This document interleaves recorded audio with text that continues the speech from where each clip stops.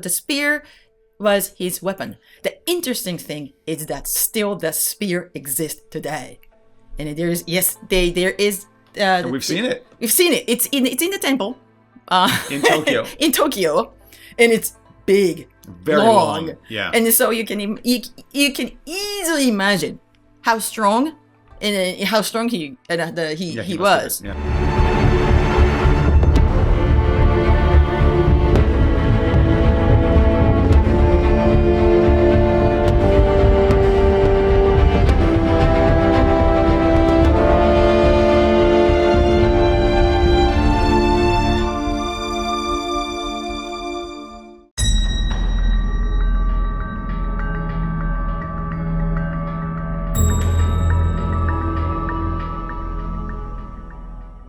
Hello, Hiroko, and hello, Matt. Welcome to Echoes of History.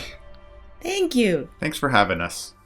It's great to have you here. I'm really looking forward to this because this is a name that I know, but I know nothing else about this. So I'm really looking forward to finding out more.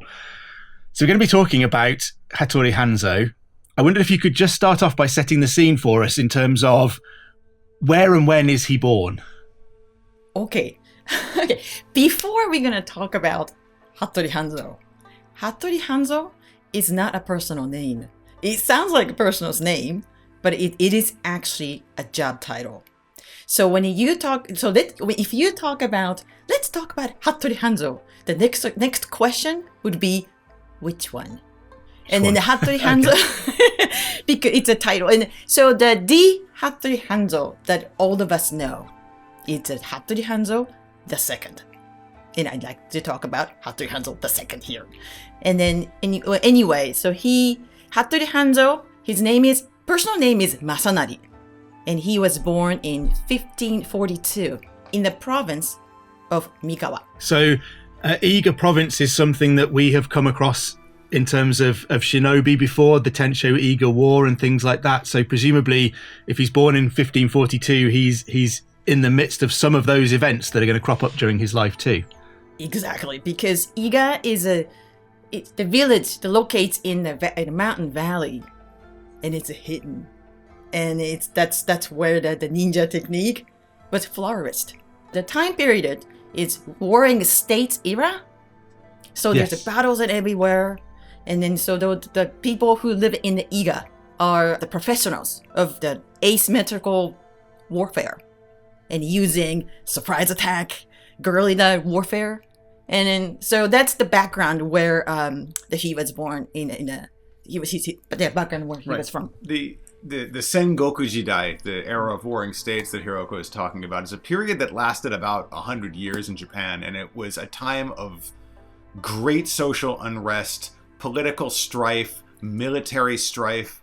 It is a sort of romantic period, I think, for a lot of Japanese looking back, almost fantastical, which is why you see so many jidaigeki, which is the name for period dramas set there, or often set there. So when you're thinking of samurai, and when you're thinking of ninja, when you're thinking of castles and warlords and Game of Thrones style vying for power and unifying the country, that's all the era of warring states. But it probably wasn't that great of a time period for the people actually living through it. So, Yeah, but also, in contrast, probably a great place to set a video game like Assassin's Creed Shadows. You get to go and play in the midst of all of this and see it all going on without the actual danger.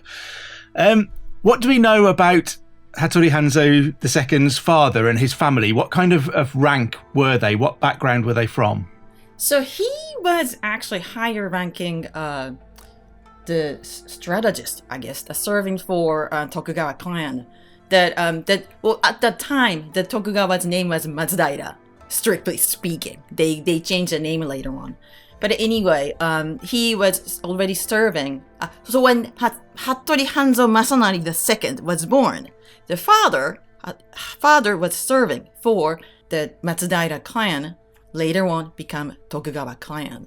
And does that put him in conflict with, Oda Nobunaga is obviously a figure who is going to dominate this period. Is he aligned to Nobunaga's faction, or is he opposed to Nobunaga's faction at that point? The Matsudairas, Tokugawa was an ally. Tokugawa became an ally of Nobunaga and was up at the end of Nobunaga's life. to the point where when Nobunaga was assassinated at the Honnō-ji incident, Tokugawa had to go on the run because he was worried that the same factions that had targeted Nobunaga would be targeting him as well. There's a lot of shifting factions and things happening going on. It really was a Game of Thrones. It was a dog-eat-dog world, and there was not a kind of absolute loyalty. There was a lot of shifting alliances and things going on. Masanari, the son, was absolutely aligned with the Tokugawa side. Leading up to that, I don't think we're 100% clear on how the history played out there, but by the time Masanari came of age, and quite young because some of his first battles are in his teens, he was very much allied with the Tokugawa side. It makes sense because even though there's not much historical story when he was a kid, but it's easy to understand, or it's easy to imagine that because his father was serving Tokugawa clan, so he was actually, fighting along with the father. But the turning point for Hattori Hanzo II, for him, was the battle when he involved at the age of 16. So he actually fought so well in terms of a night surprise attack. The Tokugawa Ieyasu, the warlord, he saw how well the Hattori Hanzo Masanari, 16-year teenager, fought well. He recognized that, and he gave spear and a sake cup, the Hattori Hanzo. It's like, okay, what's the deal with the sake cup, right? But the sake cup in that era it's actually a symbolic action. It's tying up with a boss and henchman relationship. So that was his turning point to becoming Tokugawa Ieyasu's official, like a vassal, followers. A vassal, I guess you'd say. Yes, it's almost like he's gone and watched all of the young men fighting, and he's got in the early in the draft and thought, I'm having that one. I'll give him the spear and I'll get him into my side because this guy is clearly very good at what he's doing. Yes.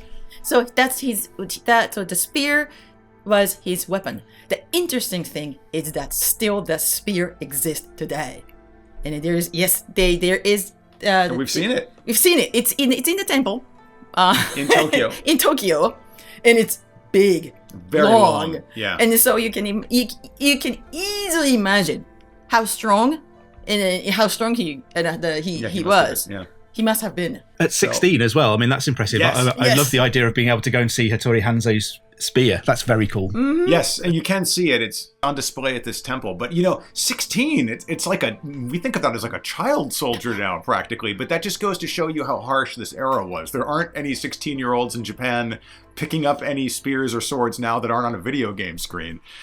So times have changed mightily in the 500 years. Yeah, it's since just basically adulthood started very early. Yeah, with puberty, basically. You were an adult and you were thrown into it. And it's obvious that Hattori Hanzo must have been trained, as presumably by his father and his family, in the martial arts from a very young age, because not only was he participating in this battle at 16, he was excelling at the battle. Like he was racking up, victories for himself that got him noticed by a much older and more experienced warlord. So that's another thing. The interesting about the Hattori Hanzo II is that because he was a leader, he led the foot soldiers from Iga town.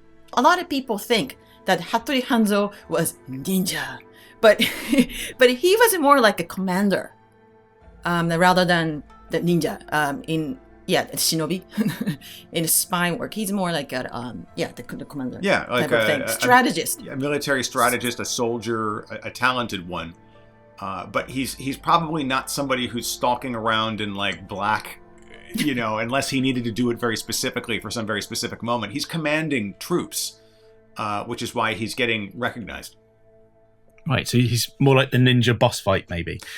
Yeah, well, it calls into question, like, what is a ninja, right? Mm. And what was Hanzo doing at this time? Now, it's true that he comes from Iga, but it's not a monolithic place. There were many different families there who were operating kind of under an umbrella of this kind of Iga-shu name. And there was a lot of conflict among them, and they went about things in different ways.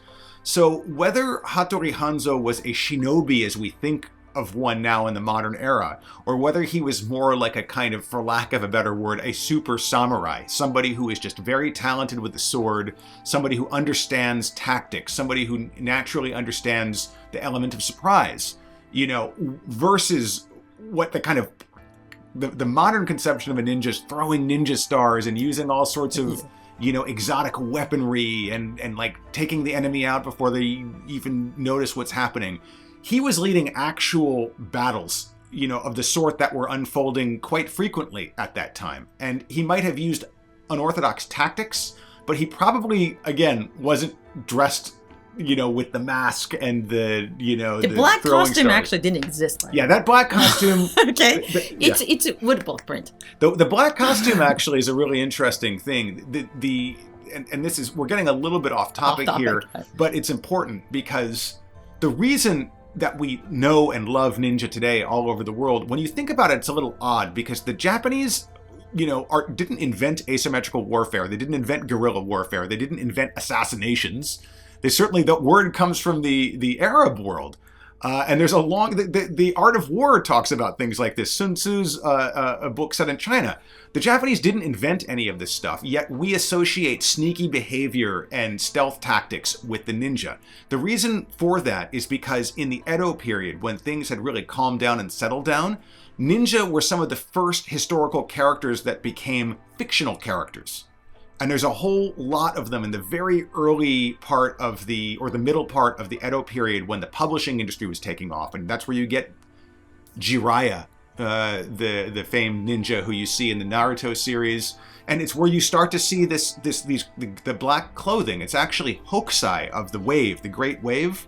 He had a book called Hokusai Manga, which isn't, it sounds like manga, like modern manga, but he meant it just almost like clip art. And there's a drawing, a woodblock print of a ninja crawling up a rope dressed in black clothing. And that's believed to be the very first depiction of a ninja that way. Before that, they just, you know, in the illustrated books and things, they look just like samurai.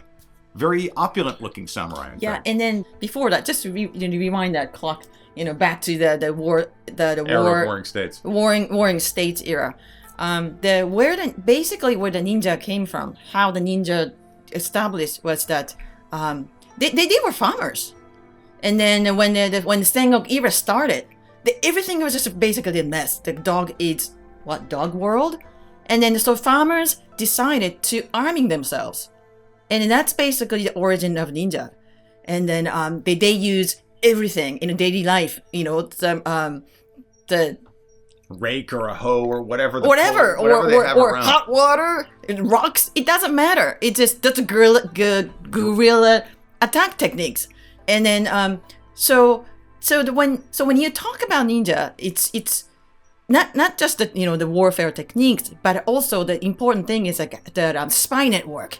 You know, the whispering and information gathering and stuff like that. And in order to do that, you cannot wear black ninja, whatever, the costume. You stick out. So the common clothes was just basically being farmer or being just the common whatever. And then to mingle in and then just basically all ears and gather information. So when we were writing the ninja attack, one of the things I learned and I found really very interesting was that those people are business people. So whoever bids biggest, they serve. And then, when the other side of the warlord say, hey, I can pay you more. Why don't you use it works for me? They basically just turn back. It's just that's how it went back then. Private military. Because if you like lose, a mercenary force. Yeah, exactly. Yeah. If you lose, you die. But if you win, you gain power along with the warlords. Right. And that was the time era. And then anyway, the Hattori Hanzo II was entire life. He served faithfully to Tokugawa Ieyasu. Later on, he became shogun, and then united Japan, and then that's and the peace came, and then the story goes on. Yeah. Yeah, I mean, from doing some of these episodes, I very much get the impression that sort of samurai is more like a rank or a position. Shinobi is more like a way of fighting. So you can blur the lines and you can be a samurai who employs shinobi tactics. So the two aren't necessarily mutually exclusive. They're slightly different terms, really. Yes, it just basically hired in an employee in an employer, I guess. Well, it's really tempting to see it in terms of categories, because so much of the way that we interact with ninja culture is like through things like games where shinobi or ninja or assassins are a class. They're like a character class. But of course, like you're saying, Matt, in real life, the lines are a little bit blurred. You can be an officer and a gentleman. Do you know what I mean? You can be both. And samurai is actually, Westerners think of samurai as warriors, and it was a warrior class, but samurai is actually a caste in ancient Japan. They're the aristocracy. They're the nobility. And although you were supposed to study the arts of war to be a well-rounded samurai, along with like fine arts and poetry and things like that, there were plenty of samurai who probably couldn't fight their way out of a paper bag or a cloth sack at the time. And there were probably plenty of farmers out there who could really kick some ass on the battlefield. But the warriors actually, they started as farmers too, because before that the Sengoku era started, the aristocrats in the royal palace in Kyoto, they were the ones who had power. But then, but still, there is a power struggle thing going on, Game of Thrones thing going on, and then the corruption going on, and then the society and Japan got really unstable, and then farmers started arming themselves. Like I said before, and some went to become a ninja, and some become a warrior, samurai. And so Hattori Hanzo II, we've sort of left him at the age of 16. He's caught the eye of Tokugawa Ieyasu and entered his service. Does he continue to impress Tokugawa Ieyasu? Does he continue to rise in service? Yes. So there are three major crises in Tokugawa Ieyasu's life. And then Hattori Hanzo actually played a major role in there. And then the one was Ikkō-ikki that you brought up the questions. Ikkō uprising.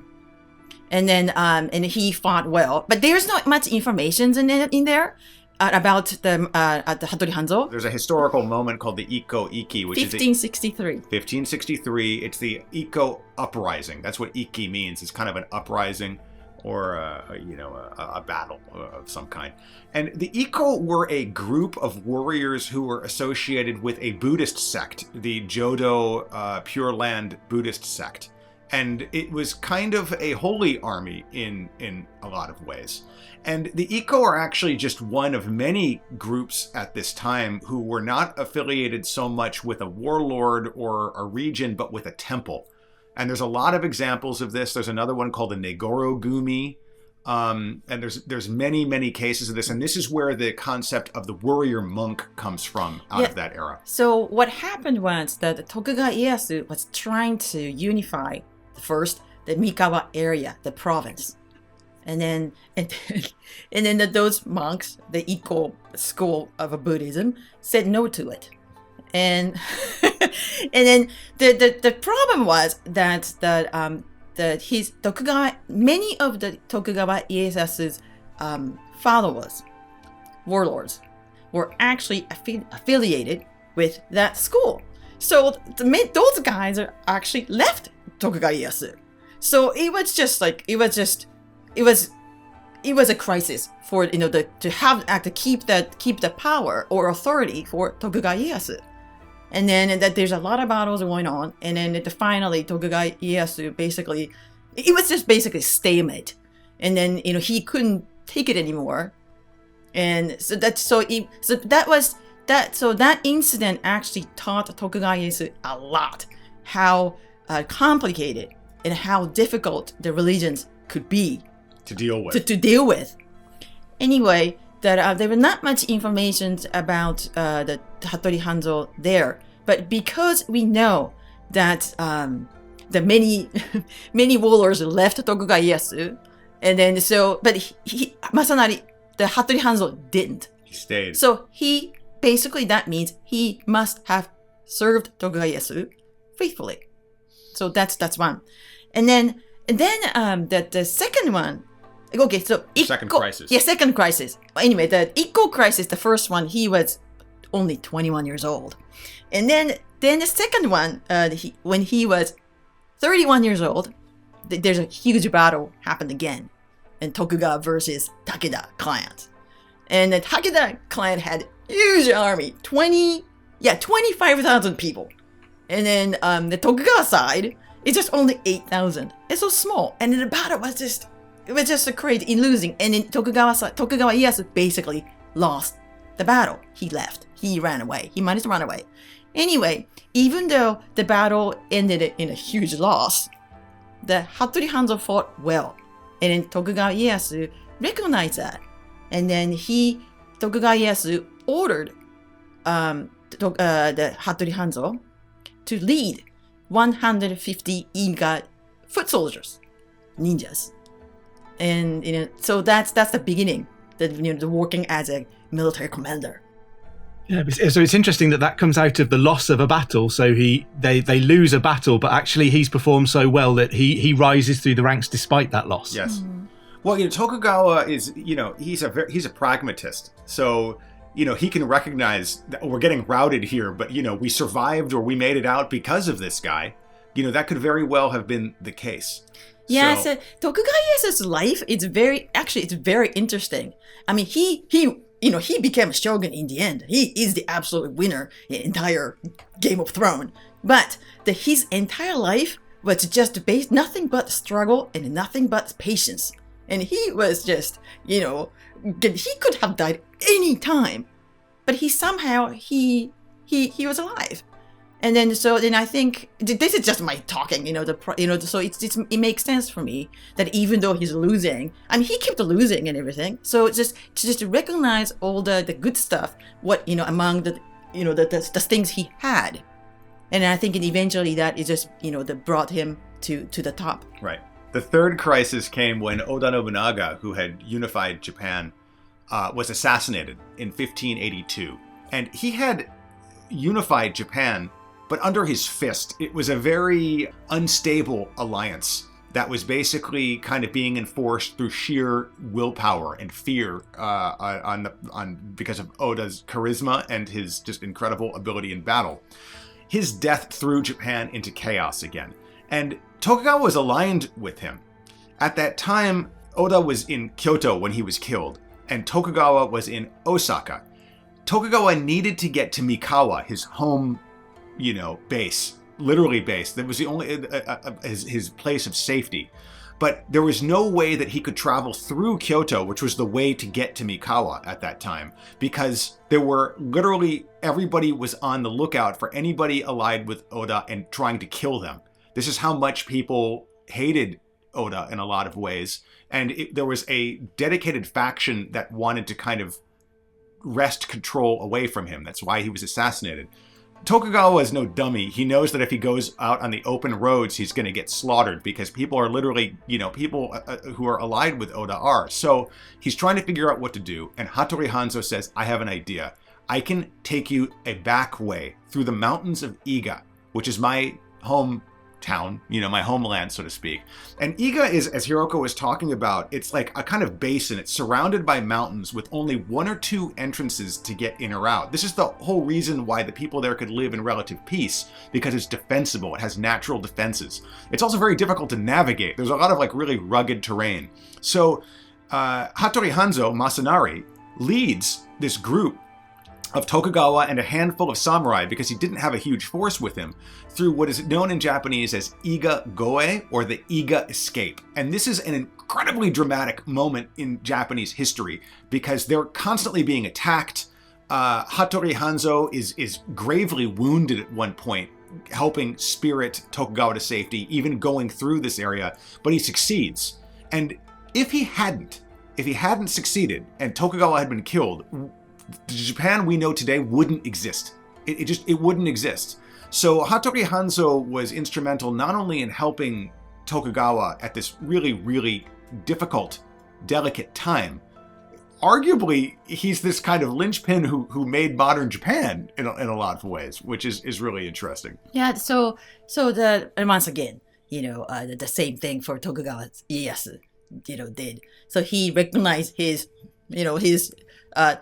Tokugawa Ieyasu recognized Hattori Hanzo's work, and then he rewarded then now he commanded to lead 200 foot soldiers of Iga.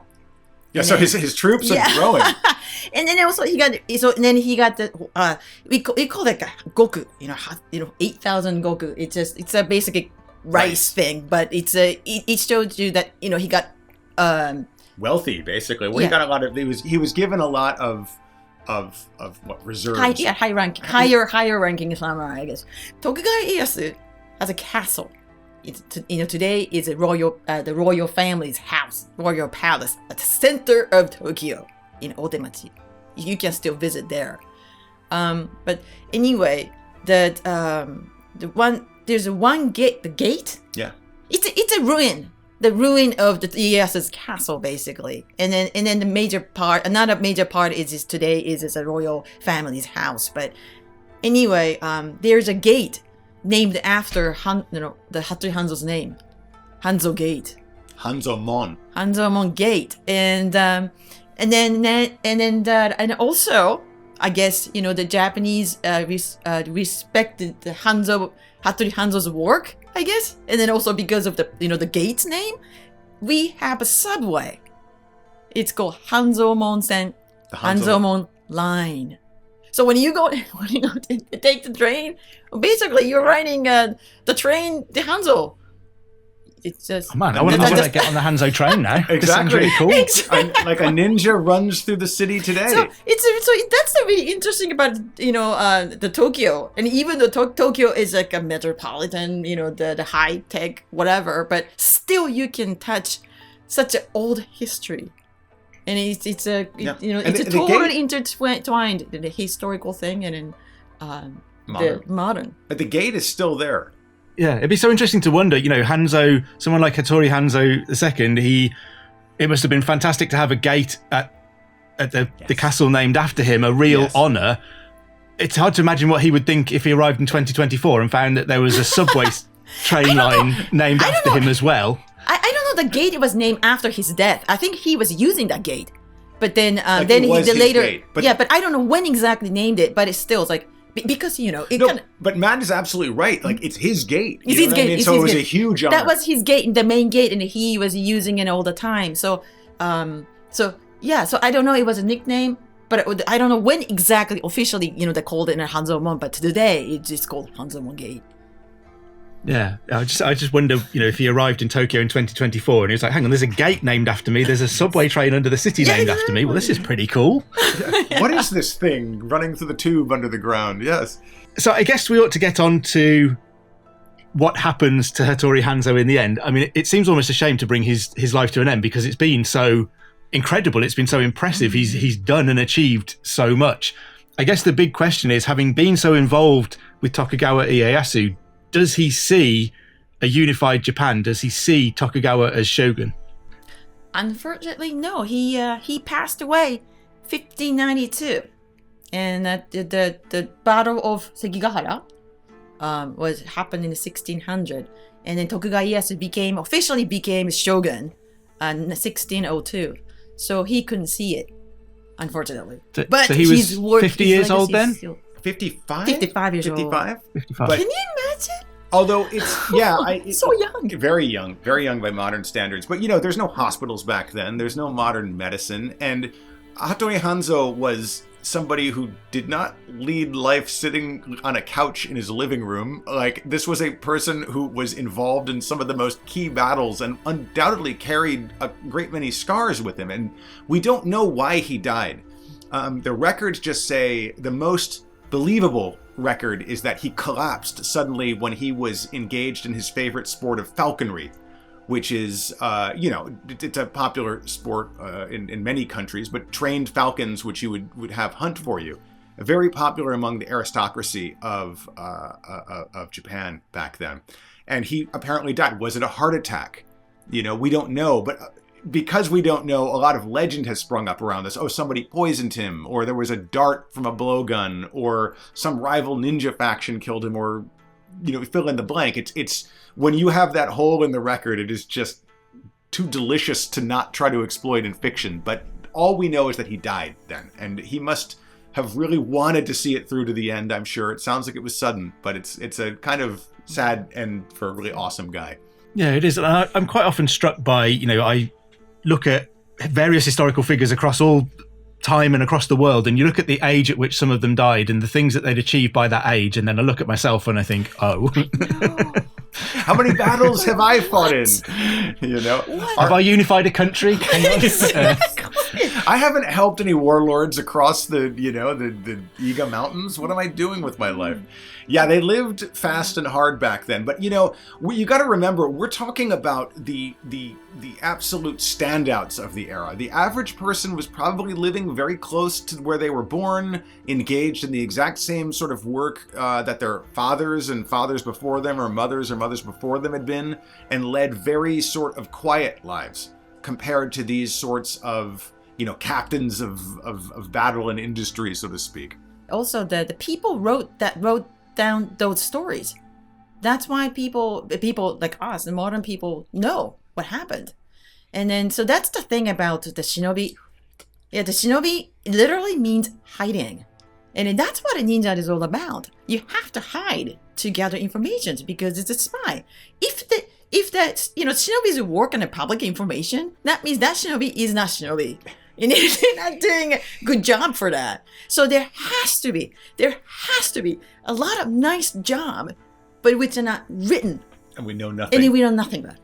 Yeah, I quite like the idea that the only shinobi we know about are the bad ones. Right, exactly.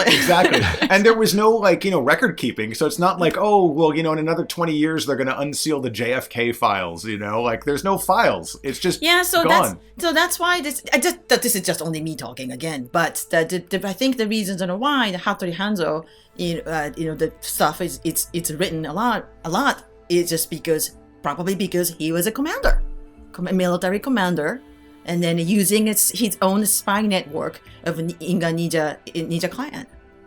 Yeah, so he did do a lot of interesting and exciting things, but he's also better recorded than a lot of other people, so there is something we can latch onto to tell his story. Absolutely. I think so. And it's been told many, many times, and that's why Hattori Hanzo is so well known. He's a staple of Japanese pop culture and has been for a long time. I'm not sure when the first sorts of stories were told about him, but certainly in the 60s there's Ninja Hattori-kun, the kids manga, and then in the 80s there's a Kage no Gundan, the Shadow Warriors, an 80s television series starring the legendary Sonny Chiba, who again played Hattori Hanzo in Quentin Tarantino's movie Kill Bill. So, the reason that we know him and love him and talk about him is because of all of these appearances in pop culture. Yeah, I mean, I'm going to have to confess that most of my knowledge about Hattori Hanzo comes from Kill Bill, so I'm sorry. Right. That's the limit of my knowledge before. Sushi chef. Sushi chef, exactly. Yeah. But actually, it's funny because Tarantino has said that unofficially he sees that as a sequel to the Kage no Gundan shows, because Hattori Hanzo, as Hiroko said at the beginning of this, is a title. But it's also a real name. So you will find people named Hattori-san. And it's like, Hattori has become associated with ninja, just like Bond has become associated with spies, MI5, what have you. So it's a really similar sort of thing. Mm-hmm. Yeah, that's a really interesting comparison, that he's sort of a Japanese equivalent to James Bond in the English spy genre. It's really interesting. I've seen him referred to as the Demon. Is that a nickname that he would have recognised? And if so, how do we know how he earned that nickname? So the Hanzo's nickname is Oni no Hanzo. Oni. And then the Oni is not the demon. Oni is a Japanese concept, and a demon is not Japanese concept. Oni in Japanese concept means powerful, strong, beyond human capability, and then that was his nickname was all about. And there is a story about him that I kind of like. That when the Tokugawa Ieyasu got involved in a political scandal, incident, whatever, he had to order his own son, eldest son, and wife to commit seppuku, the suicide. and then the son was only 20 years old. Anyway, when you do the seppuku, the harakiri, there is a second to help you. A kaishakunin. Yeah, kaishakunin, right? The second. And then, but the first person who got ordered to be a kaishakunin for Ieyasu's son, he couldn't do it. It's just too much. And then he ran away. And then the Tokugawa Ieyasu ordered Hattori Hanzo to be the second for the Ieyasu. And Ieyasu's son. And then, but it was just too much for him too. And then the story, and according to the story, that Hattori Hanzo actually begged Ieyasu, and then let me commit seppuku on behalf of your son. And she said, and he cried, shed the tears. So when Ieyasu said to him that even Oni like you yourself would shed the tears. So that's the story, and that's the Oni, and not the demon. And so and it shows that Hattori Hanzo had a heart. This wasn't some kind of brutal person. Yeah. So that's the story really kind of that gives you another side of his personality. He's strong and powerful and blah blah, and then also he's a human being. Yeah, I think it's really great to be able to round people like that off a bit. So we're not just talking about a guy who is militarily capable.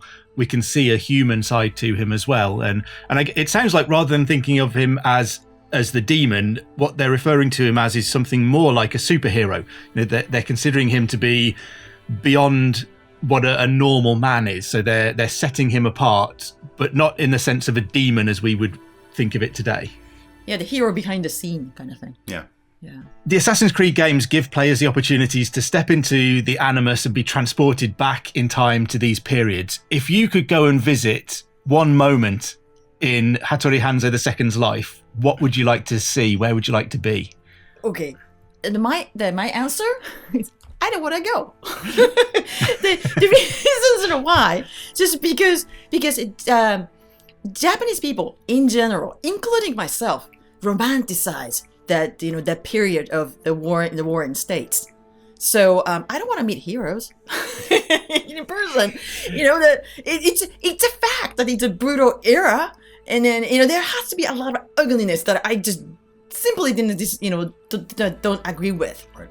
But just because so many years ago, there's a fantasy attached to it, and I totally enjoy it. So I don't want to go. I want to just keep it as is. Yeah, we live in a terribly polarized era, and it would be like going back to an even more polarized era where you actually kill each other over the polarization instead of just arguing about it online.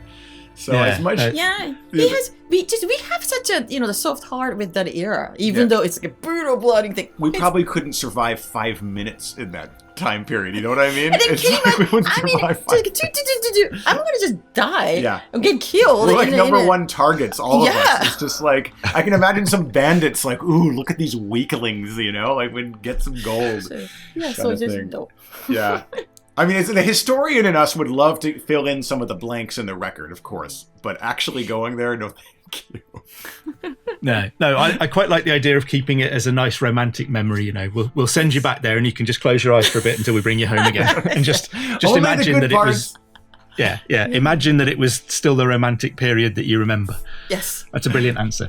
Well, thank you so much for joining us, Hiroko and Matt. It's been fascinating to try and get a little bit closer to Hattori Hanzo II. I will remember to call him the second from now on as well. Yes, and it's been fascinating to see a different aspect of the Sengoku period, a different figure working his way through it, and also to be able to see different dimensions of him, a man who is not just a warrior, but someone who had a human side to him too, who achieved an awful lot and whose name still lives on in Tokyo today. It's fascinating. Thank you very much for joining us.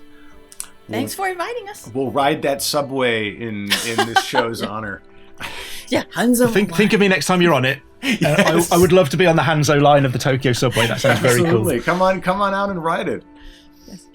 Thanks for watching Echoes of History. If you enjoyed this video and want to learn more about the real history behind the Assassin's Creed games, then subscribe for more episodes. And you should probably click on one of the links on screen too for more great content from History Hit.